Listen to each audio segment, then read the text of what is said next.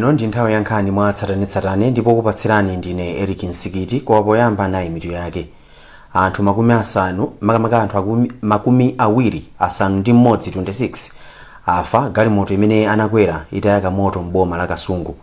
Ripoti lina likusonyeza kuti dziko la Malawi silikuchita bwino pa nkhani yosamalira ndi kuteteza chilengedwe, ndipo mu nkhani zina akuluakulu ati ndi ophunzira mmodzi mwa 100 aliwonse amene amamvetsa zimene akuwerenga mchingerezi komanso mchichewa. Tili ndi izi ndi nkhani zina zambiri, tete ndikhale limodzi. Mu nkhani yathu yoyamba madzulo ano, anthu makumi awiri asanu ndi mmodzi 26 afa galimoto imene anakwera itayaka moto m'boma la Kasungu lachinayi. Ngozi iyi inakhudza minibus yomwe inanyamula anthu komanso galimoto lonyamula mafuta a galimoto. Nelson Gonjani walemba ripoti limene akuwerenga ndi Jona Pankuku. Anthu omwe anaona ngozi kuchitika anali kakasi kusowa zochita apa nkuti moto ulilawilawi pa minibus yomwe inanyamula anthu okwana 25. Posakhalitsa galimotoli linali litatheratu, miyoyo ya anthu ochuluka yapita. Mneneri wa polisi mbomali a Joseph Kachiko akuti minibus iyi yomwe nambala yake ndi MZ11670 inakolana ndi galimoto ina yonyamula mafuta. Basi imene hii imachokera mtunda wa Jenda kulowera mtunda wa Sante, ndipo atafika mudzi umenewu panali matruck awiri amene amachokera mtunda wa Sante kulowera ku Chinkhoma, ndipo atafika pamenepa panali munthu wina amene amalowa mu msewu ndi njinga yakapalasa itadutsa truck yoyamba anaoloka pamene sanadziwe amaoloka nseuja, ndipo samadziwa kuti mtunda ochokera ku Chinkhoma kukubweranso minibus, ndipo minibus imeneyi inamugunda ndi kutisiya pomwepo iyeyo. Kenako driver uja anakanika kuongolera galimoto yake ndi kugundana ndi truck yachiwiri imene imabweranso ochokera mtunda omwe wa Santhe. Bwana mkubwa wa boma la Kasungu a James Kanyangalazi wati pakadali pano achipatala akwanitsa kuzindikira anthu asanu ndi atatu omwe amwalira pa ngozi. zinavutanso ngakhala anthu anali mbasi motangata kuzipulumutsa anthu onse anali minibus imene ma 25, akuluakulu 23 ndi ana awiri afera pompo, ndipo ena apseratu kuti sitingathenso kudziwa kuti ndi ndani. Owerengeka okha ndamene kudzera mwina mu chiwalo kapena zovala achibale akutithandiza kuwadziwa kuti awa ndi ndani. Pakadali pano nduna yofalitsa nkhani a Moses Kunkuyu yati President Lazarus Chakwera wakhudzika ndi imfazi ndipo walamula kuti mabanja onse oferedwa athandizike. Ngati boma ndife okhumudwa komanso a President akupereka uthenga wawo wachipepeso kwa mabanja osewa komanso iwo kulira nawo limodzi. Atatilangiza atiuza kuti mabanja awa apatsidwe thandizo. Mawu ake mneneri ku nthambi yoona za ngozi zogwa mwadzidzidzi ya Dodma Achipiriro Khamula wati akulumikizana ndi makhonsolo komwe matupiwa akuyenera kupitako. Ngozi yadza anthu ena asanu ndi atatu atafa pa ngozi ina yapansewu m'boma la Tcholo lolemba sabata ino. Mwezi wathawu anthu ena okwana asanu ndi mmodzi adamwaliranso pa ngozi ya galimoto m'boma la Dedza. Tili pa nkhani ngati yomweyi, anthu anayi amwalira pa ngozi ya minibus imene yachitika lachinayi mu mzinda wa Zomba. Ofalitsa nkhani za polisi ya Zomba a Patricia Cipriano watsimikiza za nkhaniyi. Mtolankhani wathu Jason Malowa anafika pa malo a ngoziyo ndipo wati minibus iyo imachokera ku Zomba kupita ku Limbe. Anthu amene anaona izi zikuchitika atinso anamva phokoso la kuphulika kwa chinthu kenako pamene anaona minibus iyi ikugubuduzika. Pakadali pano malipoti akuti anthu ena oposa 10 avulala pa ngoziyo. Anthuwa athamangira nawo ku chipatala chachikulu cha Zomba kumene akulandira thandizo. Dziko la Malawi lili pa mndandanda wa mayiko amene sakuchita bwino pa nkhani yosamalira chilengedwe. Ripoti la sukulu ya ukachenjede ya Yale ya mdziko la United States layika dziko la Malawi pa namba 9 pa mayiko amene sakuchita bwino muno mu Africa, pomwe pa dziko lonse lapansi dziko la Malawi lili pa namba 158. Ripoti ili launikira mmene mayiko 180 akuchitira pa zakusintha kwa nyengo, katayidwe ka zinyalala, kuonongeka kwa mpweya ndi kasamalidwe ka nsomba mwa zina. Patience Runda ali ndi nkhani yonse.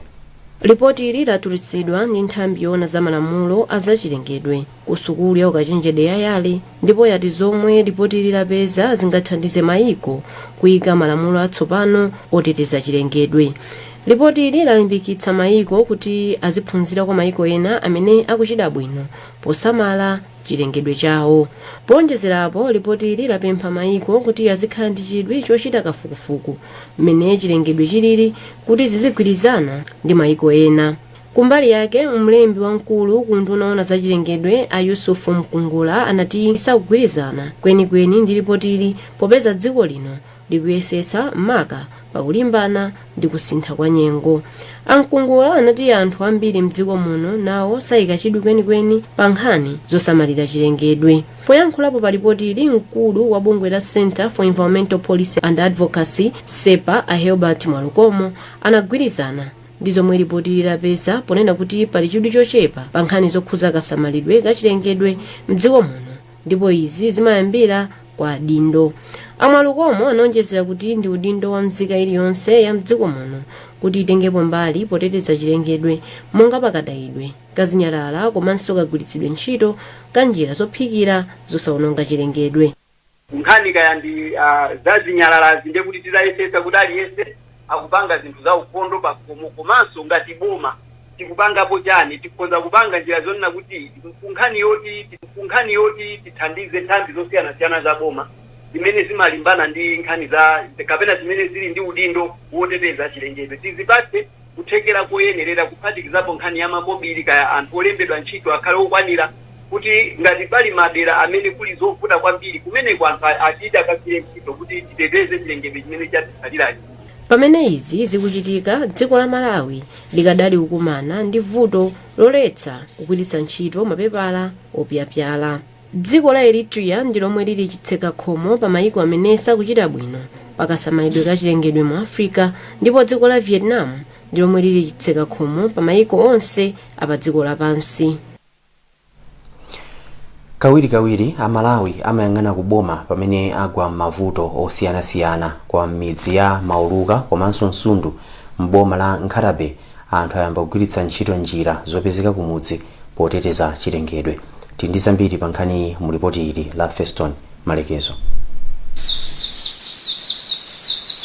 Madera ambiri mdziko la Malawi anazungulidwa ndi zachilengedwe kuphatikizirapo nkhalango. Komatu nkhalangozi zikumana ndi mavuto osiyanasiyana monga kuotcha makala, kucheka madabwa komanso nkhuni zimene anthu amaphira tsiku ndi tsiku. Komabe kwa mayi ngati Rose Makamu wa mboma la Nkhatabe aona kuti kuteteza chilengedwe nkwabwino. Mayiyo ndi anthu ena ayamba kugwiritsa ntchito mbawula zamakono zomwe zikuteteza iwo ku moyo wawo komanso chilengedwe. Tikapita ku nkhuni timakatenga kantolo kochepa koma timaphikira ndithu masiku ambiri chifukwa chonena kuti sitimayika nkhuni zambiri komanso timaphika mwachangu. Izizi ndizopindulitsa panopa chilengedwe chikutetezedwa chifukwa cha chani, chifukwa cha mmene ngati anatipangira zimbawulazi.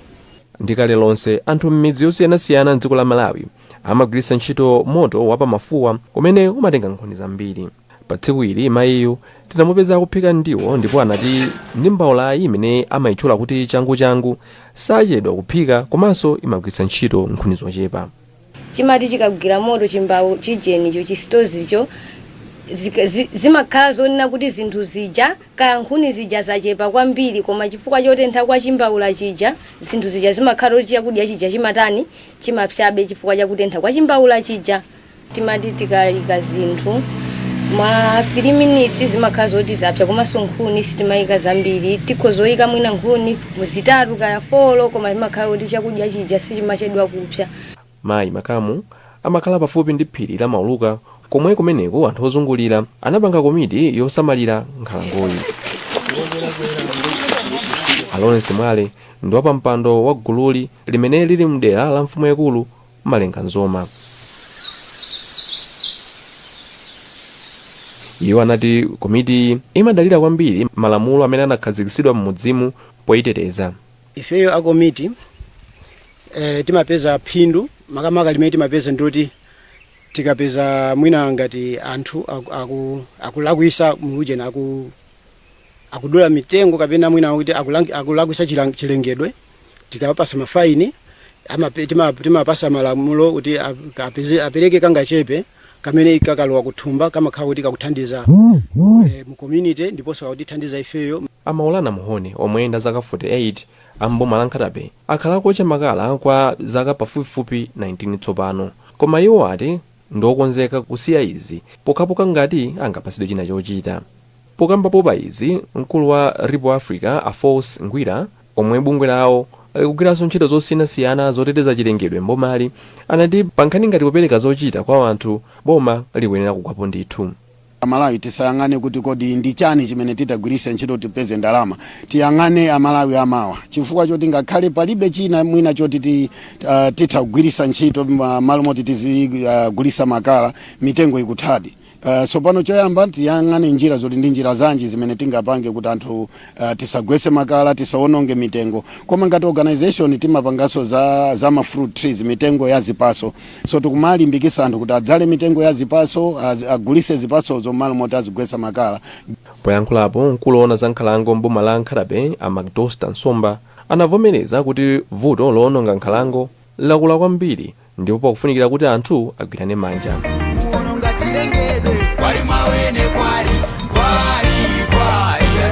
Kafukufuku akuonesa kuti boma la Nkhatabe limadaya mitengo pafupifupi 4 mwa mitengo 100 iliyonse pa chaka. Komando zimene akuchita mayi makamu komanso gulu la mauluka zikugwirizana ndi mfundo zokhazikika makamaka ya namba 13 imene imakamba kuti maiko akuyenera kusamalisa zachilengedwe kuti apewe ngozi zimene zimadza kamba kakusintha kwa nyengo. Nkhani izi zikufikani kuchokera kuno ku Times Television TTV. Tibweranso ndi nkhani zina zambiri, takhalani pomwepo. Yes, Loani.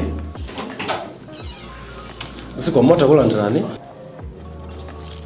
Sorry, Panita. Bwanji goti.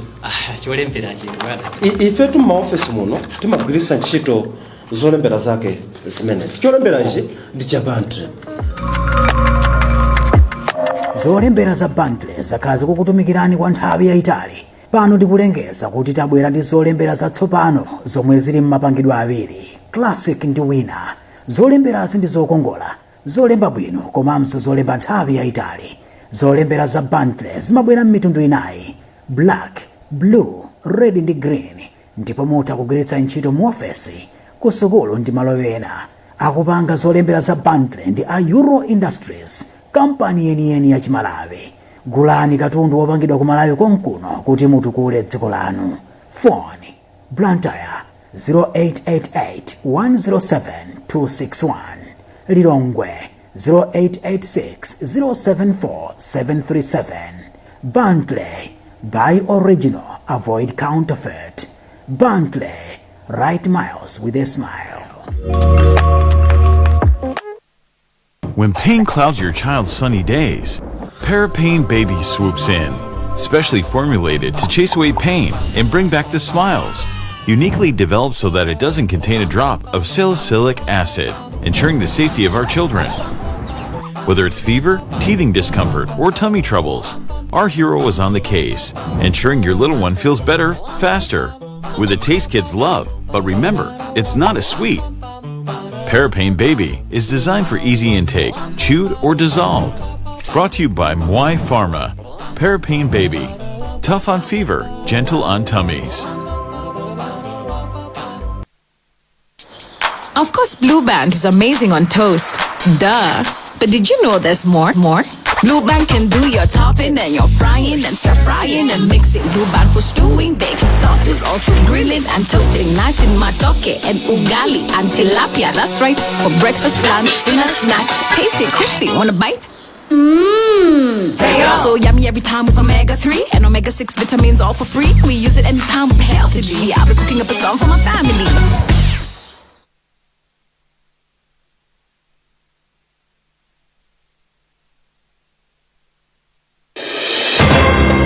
Takulandirani kupitiriza nkhani zathu madzulo ano. Mneneri wa chipani cha Malawi Congress MCP Jesse Kabwira watsindika kuti chipanichi chakhazikika pa mfundo za chitukuko chokomera Amalawi onse. Akabwira ayankhula izi atayendera ntchito za chitukuko zosiyanasiyana zimene boma likugwira kuzomba. Iwo akufotokoza zambiri kwa mtolankhani wathu Jason Malowa. pamene tili pano mukati muonetsetse ndi malo amene boma motsogozedwa ndi chipani cha Malawi Congress Party ikumanga malo amene akuti kochezera koluzanitsira maphunziro pa Unima pano.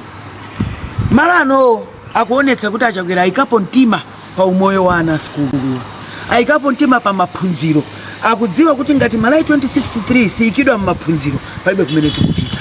Kunali maboma tu koma sitinaoneko zoterezi, ndipo chinthu ichi sichinayambe 10 years zachokati, chayambapo mpano. Ngati sakula kwa zaka ziwiri zitatu at most zayamba ziwiri, koma tikunena pano chili pafupi kutha. Ndena akumati akatopa ngati mujana Peter convention akuti chakwera akupanga chani, zimene akupanga ndi zimene mukuonazi. Ali kumaphunziro pompano tinapita satakaona nyumba za polisi, kuchoka paja tinakaona nsewu, misewu yaikidwa kuno ku Eastern region osati ku Central region, ku Eastern ndi misewu imene ena amawasala anthu.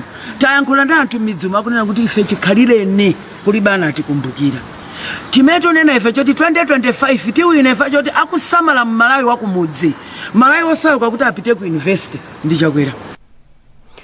Koma poyikirapo ndemanga mneneri wa chipani cha Democratic Progressive DPP Ashadrick Namalomba wati ndikutaya nthawi kuwayankha akabwira.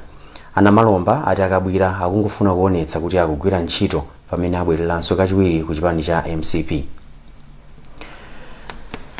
Unduna wa zamaphunziro wati kufuna kuonjezera chiwerengero cha ophunzira standard 1 ndi 2 omwe amawerenga bwino ndi kumvetsa zinthu zolembedwa mchichewa ndi mchingerezi. Pakadali pano ndi ophunzira mmodzi yekha mwa 100 aliwonse amene akuti amamvetsa zimene akuwerenga muziyankhulozi. Wanena izi ndi mkulu woonetsetsa kuti anthu akuphunzira zochakuka mu nduna wa zamaphunziro a Gordon Nsirimba. Richard Chirombo wadza ndi zambiri mu ripoti ili.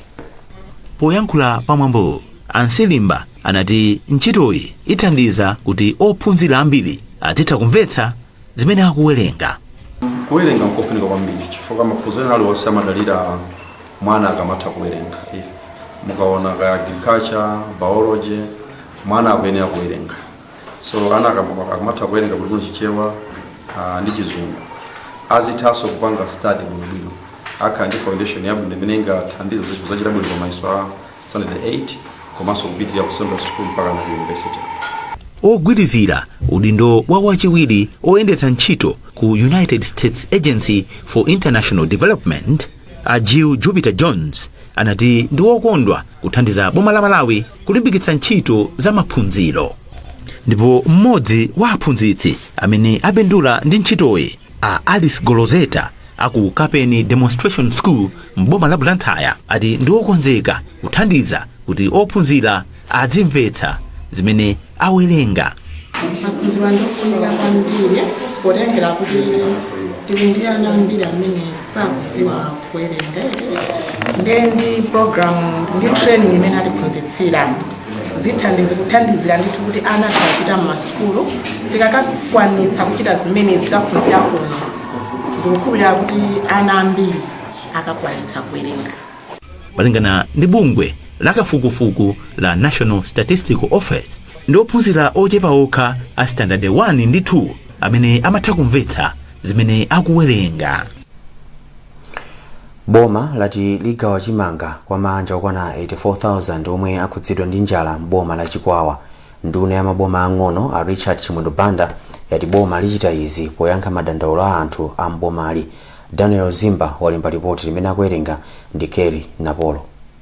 Ndunayi yomwenso ndi mlembi wamkulu wa chipani cha MCP yanena izi pa msonkhano wa ndale omwe inachitisa ku Chikwawa. Kuliso futo lalikulu la njala, koma kuyambira mwezi wa mawa tikugawa chimanga kumabanja okwana 85,000 cholinga tichepetse ululu wa njala kunoko ku Chikwawa.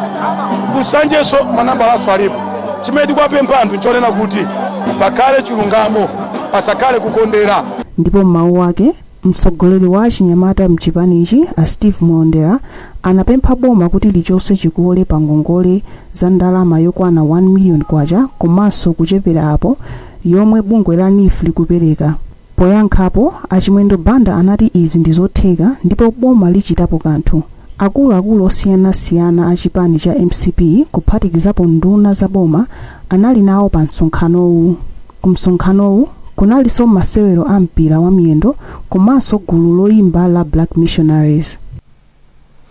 Kerry Napolo kuwerenga ripoti imene walemba ndi Daniel Zimba.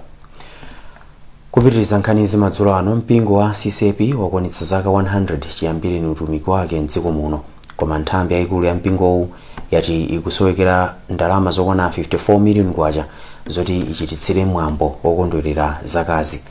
Mpingowu ukukonza zochititsa chiwerengero makamaka chikondwererochi kuyambira pa 23 mpaka na pa 25 mwezi uno pa bwalo la zamasewero la Sivo mu mzinda wa Lilongwe. Mlembi wamkulu wa nthambiyi Mbusa Mwawi Chilongozi wadakhulupirira kuti ndalamayi ipezeka.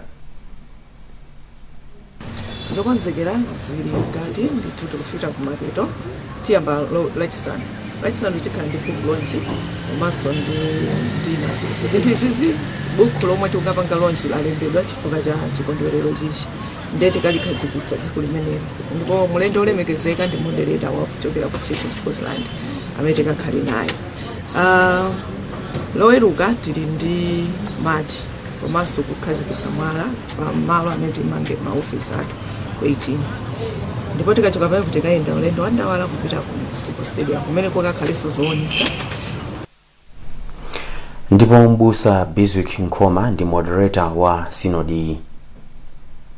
Zona di mphatso sinodi adachita apply, adalemba, adafunsa ndi kupempha kuti akhale mmembala mmodzi wa CCP zaka ziwiri zapitazo. Ntchito yakumupanga kuti akhale mmodzi wa ife ili nkati. Tidayembekeza kuti pa msonkhano umenewu, pa ma celebrations amenewa, tidzamuonetsa ngati mwana watsopano. Komabe chifukwa chakuti zina ndi zina sizinathe, sitimuonetsa ngati mwana watsopano. Koma popeza wachita apply ndi mmodzi wa ife, ndipo ntchito yonso ku Mozambikiko idayamba ndi sinodi ya Nkoma, ndikuti mphatso sinodi ndi mwana wa CCP.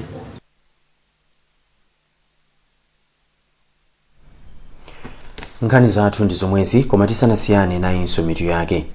Anthu makumi awiri asanu ndi mmodzi 26 afa galimoto imene anakwera litayaka moto m'boma la Kasungu. Dziko la Malawi lili pa mndandanda wa mayiko amene sakuchita bwino pa nkhani yosamalira chilengedwe. Mu nkhani zina, akuluakulu ati ndi ophunzira mmodzi mwa 100 aliwonse amene amamvetsa zimene akuwerenga mchingerezi komanso mchichewa. Ndimopatsirani nkhani izi ndine Eric Nsikiti, madzulo opambana.